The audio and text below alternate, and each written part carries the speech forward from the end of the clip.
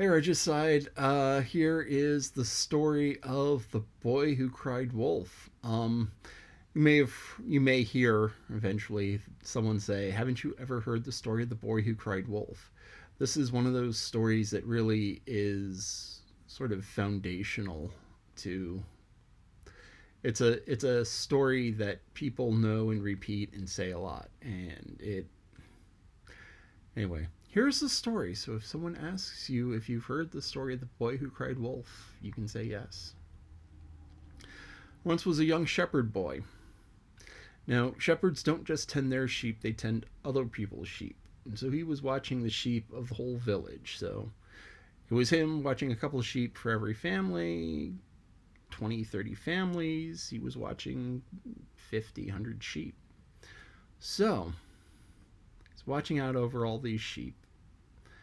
And it's lonely work because he gathers up the sheep, he leads them out of the pen, up to the graze, then maybe over to the other side of the mountain to graze, and then back.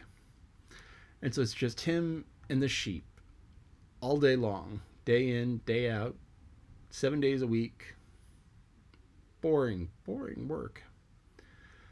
And one day he gets it in his mind of, hey, what if I had a little excitement? So he was up on the hill, not too far from the village. And he screams out, "Wolf! Wolf!" as loud as he can. And the word gets past the village, and all of the villagers come up running up the hill to try and save the sheep. Because, a wolf can carry off a sheep. And there's not just one wolf. I mean, there's usually a bunch of wolves, because wolves go in packs, hence wolf pack. So all the villagers ran up to the hill, try and save the sheep from the wolf that wasn't there. So the shepherd boy was like, it's a joke. It made you run. And nobody was happy, except for the shepherd boy, who got a good laugh out of everyone's panic. And like, don't do this again. Don't be that boy who... Anyway, they didn't have the story of the boy who cried wolf then, but it's like, don't do this again. Don't lie. He's like, okay, I'm properly chastised. I won't do this again. So the villagers went down. And a couple days later, he's wandering with the sheep and getting them all lined up and eating. And he's like, oh, I'm bored. I'm tired of this. It's like, it was so much fun the last time. Wolf! Wolf!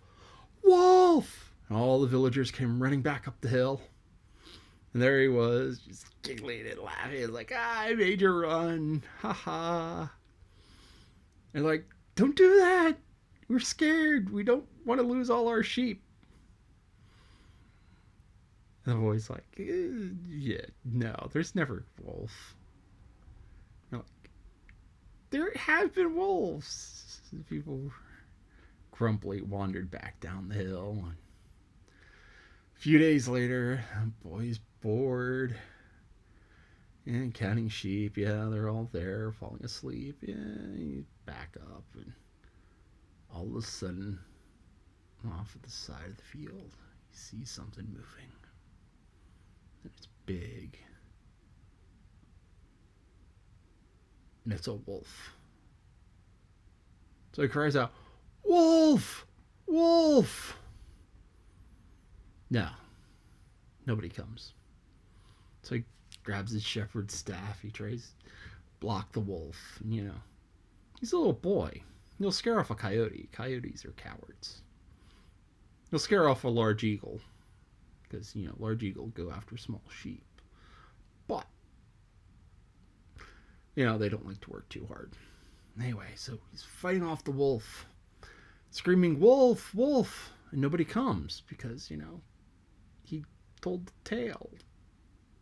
Said, "Hey, wolf!" And no one believed him because, he lied about it. So, don't tell stories about, bad things that aren't real, because no one will believe you when bad things that are real do happen. There's another funny thing. No. To go along with that, I have a little nursery rhyme that the two always kind of remind me of each other, though they're not entirely related. It's a nursery rhyme called Little Boy Blue. Little boy blue, come blow your horn. The sheep's in the meadow, the cow's in the corn. But where's the boy who looks after the sheep? He's under a haystack, fast asleep. Will you wake him? No, not I, for if I do, he's sure to cry. Now, that's like a fun little nursery rhyme because, you don't expect to see cows wandering through cornfields. And total slacker shepherd there. Anyway, you don't expect to see cows wandering through cornfields. One time, your Lolly and I were driving along, and sure enough, there was a cornfield, and there were like 20 or 30 cows just walking through the cornfield, munching away. Now, we're pretty sure that it was intentional by the farmer to feed the cows on the corn, because most of the corn raised around here is raised to feed cows. And so by just letting the cows wander through the cornfield, you kind of cut out the middleman of cutting the corn, silaging the corn, shipping the corn to the cows. If the cows just walk out into the cornfield, eat it all, and then walk back, it's a lot easier. But anyway, sheep's in the meadow, cows in the corn. Hope you enjoyed the story, and see you next time.